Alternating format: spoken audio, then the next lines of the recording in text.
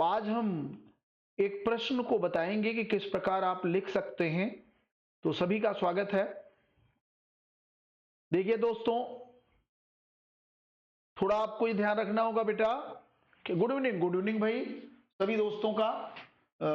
UP जो board की परीक्षाएं चल रही हैं, बोर्ड की, हाई स्कूल इंटर की, जिसमें लगातार ड्यूटी लगने के कारण रेगुलर क्लास नहीं हो पा रही है।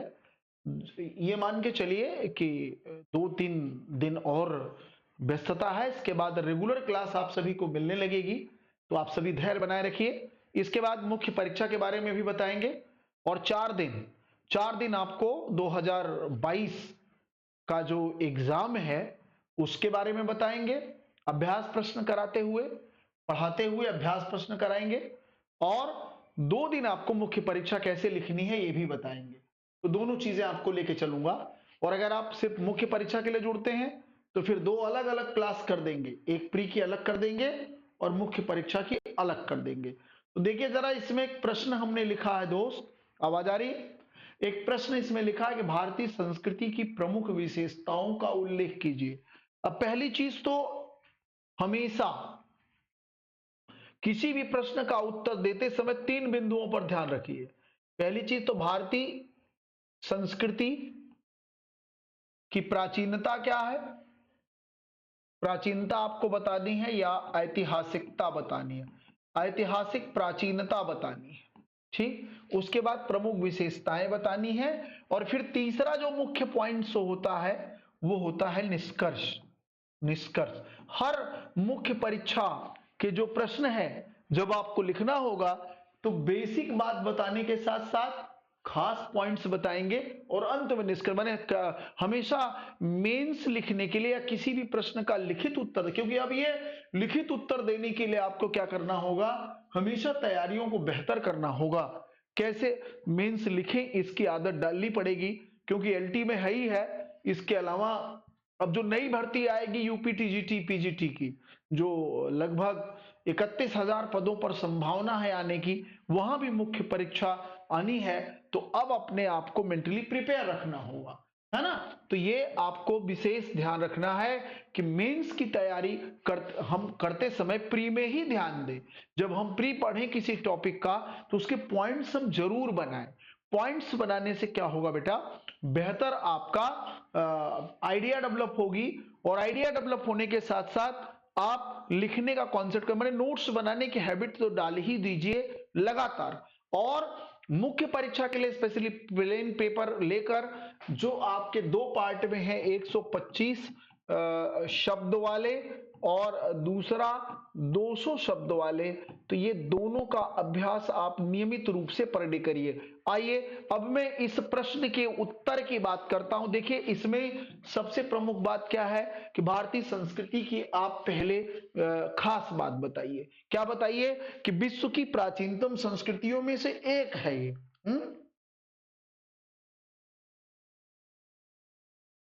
विश्व की प्राचीनतम संस्कृति एवं विविध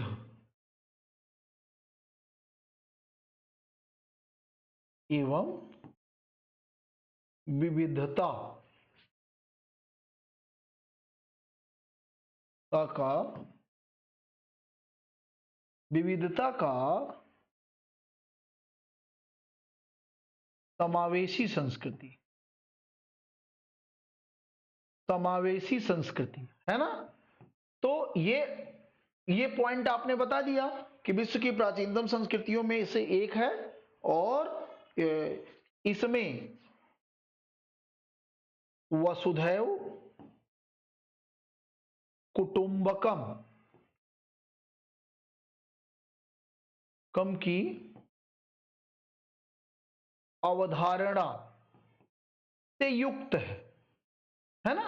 वसुधैव कुटुंबकम की अवधारणा से युक्त है, माने विश्व की प्राचीनतम संस्कृति एवं विविधता का समावेशी संस्कृति, विविधता की समावेशी संस्कृति है, वसुधैव कुटुंबकम की अवधारणा से ओतप्रोत है, ये भी आपको ध्यान रखना है। इसके अलावा इस संस्कृति में आपको क्या करना है, निरंतरता, अनुकूलता, विविधता एवं का समन्वय है ना।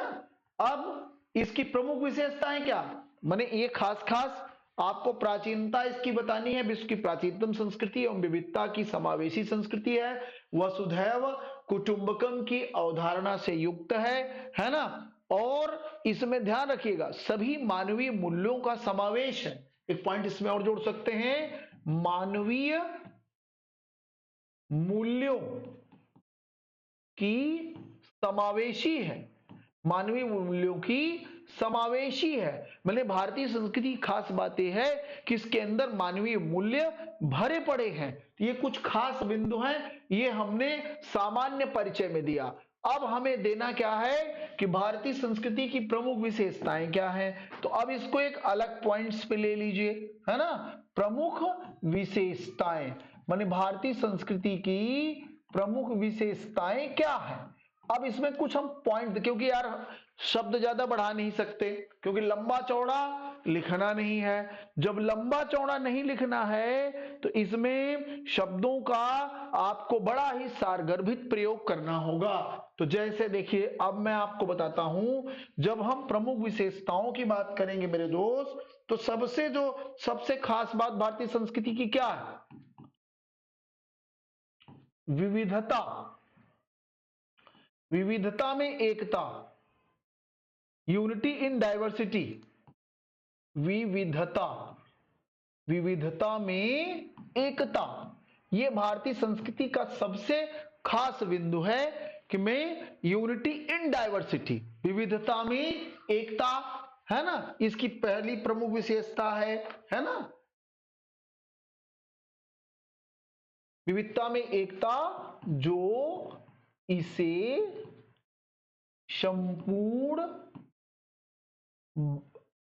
संपूर्ण भारतीयों को एकता के सूत्र में पिरोने में मदद करती है ना, पिरोने में मदद करती है। एक पॉइंट हो गया। अब हम इसके दूसरे पॉइंट्स की बात कर लें, है ना।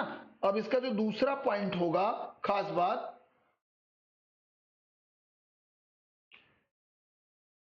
प्राकृतिक एवं नैतिक मूल्यों से ओतप्रोत है। अब थोड़ा इसको और डिफाइन भी करना पड़ेगा भाई, नहीं तो एग्जामिनर सोचेगा कि क्या होता मतलब इसका, है ना, रट के तो नहीं लिख दिया, ओतप्रोत है ना, बस ये लिख दिया। अब इसमें लिखना प्राचीनतम युग से, ब्रैकेट में आप क्या करिए, प्राचीनतम युग से जहां लिखिए वहां लिखिए ऋग्वैदिक काल, ऋग्वैदिक काल जरूर दिखा दीजिए। थोड़ा राइटिंग आप बेहतर लिखिएगा, हम तो ऐसे लिख रहे हैं, है ना। प्राचीनतम युग से प्रकृति के संरक्षण, प्रकृति के संरक्षक के रूप में देवताओं को संदर्भित किया गया।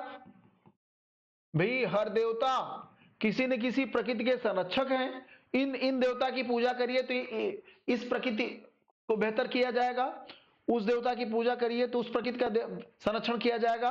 पशु पक्षी सभी का बड़ा ही ध्यान रखते हैं। तो अब देखिए बड़ा होने लगा, 125 प्रश्न से ज्यादा हमें नहीं करना, टिप्पणी टाइप का करना है। एक दो पॉइंट्स और लिख लीजिए भैया, एक दो पॉइंट्स इसमें और ले लीजिए। कलात्मकता,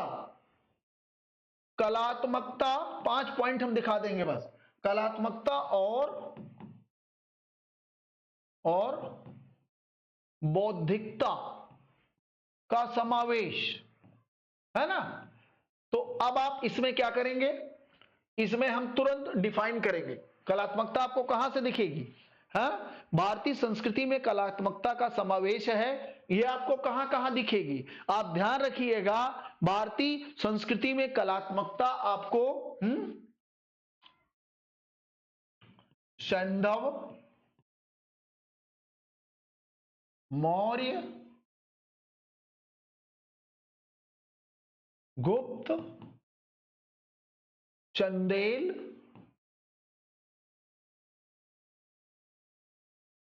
पल्लव जैसे कला केंद्रों में वैश्विक स्तर पर निर्माण, वैश्विक स्तर पर कलाकृतियों का निर्माण एवं सृजन। तो अब जो भाई आप देखेंगे कलात्मकता और बौद्धिकता का समावेश है। आप जहां भी देखेंगे मंदिर बनाए गए हैं वो शिखर युक्त बनाए गए, उसमें सीधे सीधे अवधारणा सीधे क्या दी गई है, उसके निर्माण में प्रकृति का संरक्षण भी ध्यान रखा गया है ना। आप देखेंगे कि बिजली वगैरह न गिरे, उसके ऊपर ऐसे ऐसे एंगल लगाए गए हैं जिससे वो गिरे ना। साथ ही साथ मैं आपको बताऊं कि चट्टानों को इस तरीके से काटा गया है कि जहां किसी भी प्रकार से नुकसान नहीं हो सकता। चट्टानों को इस प्रकार काटा गया कि जहां किसी भी प्रकार का निर्माण बने वहां पर नुकसान नहीं हो सकता है, और प्रकृति का ध्यान रखा गया है, कभी भी ऐसा नुकसान नहीं किया है। तो कलात्मकता और बौद्धिकता का समावेश प्रकृति और नैतिक मूल्यों से उत्प्रेत विविधता में एकता, है ना। और जैसे ही इसमें हमने कहा कि 2-3 पॉइंट और दे सकते हैं, आध्यात्मिकता एवं, थोड़ा बड़ा हो रहा, थोड़ा अब देखो कैसे सॉर्ट करेंगे। आध्यात्मिकता, अब थोड़ा व्याख्या कम करेंगे माने, क्योंकि एग्जामिनर अब जान जाएगा, जो कॉपी जांचने वाला होगा जान जाएगा भैया इसके पास ज्ञान बहुत है, कोई कमी नहीं है ना। तो अब आप बस हेडिंग डाल के छोड़ दीजिए, आध्यात्मिकता और धार्मिक सहिष्णुता, धार्मिक सहिष्णुता से ओतप्रोत, है ना। और एक आध पॉइंट और दे दीजिए जो है इसको, अनुकूलता और निरंतरता, अनुकूलता और निरंतरता, अनुकूलता एवं निरंतरता की परंपरा, निरंतरता की परंपरा।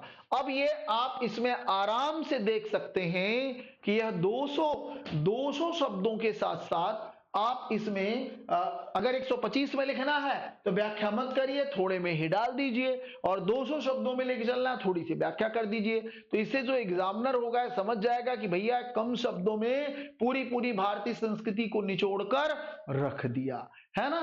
तो ऐसे ही प्रश्न को धीरे धीरे अभ्यास करिए लिखने का। बाकी हम तो लगातार आपके साथ ही हैं, तो ये आपको रेगुलर करना होगा, और हम भी आपको सिखाएंगे। कुछ हम प्रश्न दे रहे हैं भारतीय सभ्यता और संस्कृति से, उसका नोट्स आप बनाइएगा और हमें भेजिएगा, हमें दिखाइएगा। चलिए बताइए, इसमें कुछ प्रश्न और हैं। चलिए प्रश्न में दे रहा हूं, ये आपके लिए तैयार करना, होमवर्क तरीके से यूं समझ लीजिए। यह क्या है, यह होमवर्क है आपके लिए, है ना। जैसे क्वेश्चन 1 लिख लीजिए जो आप स्वयं उत्तर दीजिएगा। संस्कृति किसे कहते हैं, संस्कृति किसे कहते हैं, सभ्यता एवं संस्कृति में क्या अंतर है, क्या अंतर होता है। चलिए एक प्रश्न इसका उत्तर लिखिएगा, दोनों सीरीज में, दोनों सीरीज में लिखिएगा, समझ रहे हो कि नहीं। आइए next question number 2, question number 2,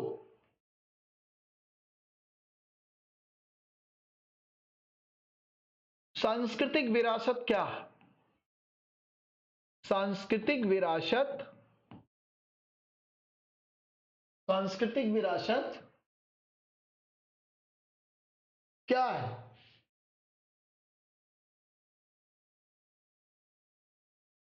कुछ प्रमुख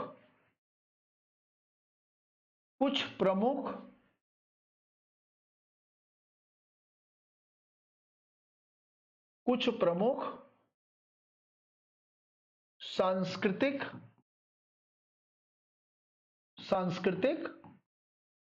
विरासतों का उल्लेख कीजिए। तो ये दो प्रश्न है, इसका उत्तर तैयार करिएगा और भेजिएगा हमें। आ रही बात समझ में? दो प्रश्न है जिसको मैंने आपके सामने रखा और इसका अभ्यास करना होगा कंटिन्यू बेटा। ये मत समझिए कि पूरा आईएसआई लिखना है या पीसीएस की मुख्य परीक्षा लिखना, नहीं। अब आपको छोटे छोटे टुकड़ों में अपनी तैयारियों को तेज करना होगा, जो आपके विकास में सहयोग होगा, है ना। धीरे धीरे आपके अंदर फ्लुएंट आएगी और ये आदत आपको बना के रखना है। तो लिखने की हैबिट डालने से क्या होगा, शब्दों पर आपका नियंत्रण बढ़ेगा और स्वच्छता आएगी। स्वच्छता भी पेज पे आवश्यक है। तो ये दो चीजें बड़ी महत्वपूर्ण है। माने शब्द का वजन बढ़ेगा, नियंत्रण बढ़ेगा कि फालतू नहीं लिखेंगे, और दूसरा चीज उसका जो है सौंदर्य बढ़ेगा, लिखने की हैबिट पड़ेगी। तो धीरे धीरे इनकी तैयारियों को आप तेज करिए और मुख्य परीक्षा के लिए भी तैयार होते रहे प्री के साथ साथ। नहीं सीधी समस्या आएगी कि पता चला कि भाई आप प्री तो क्वालिफाई कर गए, मेंस ही अटक गया। तो इसलिए पहले से ही तैयारियों पर ध्यान दीजिए और इसको अधिक से अधिक अपने आदत में डालें, समावेश करें। हम आपके साथ रेगुलर रहेंगे, है ना। हम आपको कंटिन्यू इससे रूबरू कराते रहेंगे, है ना। इसमें अभ्यास प्रश्न हम कराते कराते बीच में मेंस का भी तैयारी करा देंगे, जिससे दोनों तरीके चलते रहें, क्योंकि प्री भी चलता रहे और मुख्य परीक्षा भी। क्योंकि प्योर मुख्य परीक्षा के सहारे चयन नहीं होने वाला। हाँ, अगर एलटी ग्रेड में निकल जाता है और आप जुड़ते हैं, तब आपको रेगुलर एक प्रश्न पर डे लिखना सिखाऊंगा, एक दो प्रश्न, और संडे के दिन कम से कम 3 से 4 प्रश्न और लिखना सिखाऊंगा। तो रेगुलरिटी के साथ आप जुड़िए और जुड़कर इसे अधिक से अधिक अपने आदत में डालिए। कैसा रहा? कमेंट्स करो भाई, कैसा रहा बेटा? कमेंट्स करो। कुछ समझ में आया? कुछ चीजें समझ में आई आप सभी को? सभी लोग बताएं, कुछ चीजें आप सभी को समझ में आई बेटा या नहीं समझ में आई? कुछ चीजें सीखे, मैंने कुछ सीख लिया आपने, कुछ कमांड बढ़ रहा। तो ऐसे ही चीजों को धीरे धीरे अभ्यास करेंगे तभी आएगा, अन्यथा नहीं आएगा। उम्मीद है कि आज जो मैंने थोड़ा सा प्रयास किया है उससे आप लाभ उठाएंगे और साथ ही साथ इन प्रश्नों का उत्तर भी लिखने का प्रयास जरूर से जरूर करेंगे, है ना। जरूर से जरूर इन प्रश्नों का उत्तर लिखने का प्रयास। जी कृष्ण मोहन, बढ़िया, बिल्कुल। तो ऐसे ही कोशिश करते रहिए और निश्चित ही इसका आपको बेनिफिट मिलेगा। चलिए, थैंक यू, बहुत बहुत धन्यवाद। आज ऐसे ही एक शुरुआत है, जल्द ही रेगुलरिटी के साथ क्लास लूंगा, क्योंकि बोर्ड एग्जाम की ड्यूटी ज्यादा लग रही, जिस वजह से रेगुलर क्लास नहीं हो पा रही है। लेकिन बोर्ड एग्जाम लगभग समापन की ओर है और फिर आपको रेगुलर रूप से क्लास मिलती रहेगी, जहां फिर आपको कोई दिक्कत नहीं होगी। कंटिन्यूटी के साथ क्लास लेता रहूंगा, तो जिसमें प्री भी चलता रहेगा, माने ऑब्जेक्टिव प्रश्न भी चलते रहेंगे और मुख्य परीक्षा के भी प्रश्न आप लिखना सीखते रहेंगे, जिससे आपके अंदर निरंतरता का समावेश होगा और निरंतरता ही चयन का आधार होता है। तो थैंक यू, बहुत बहुत धन्यवाद।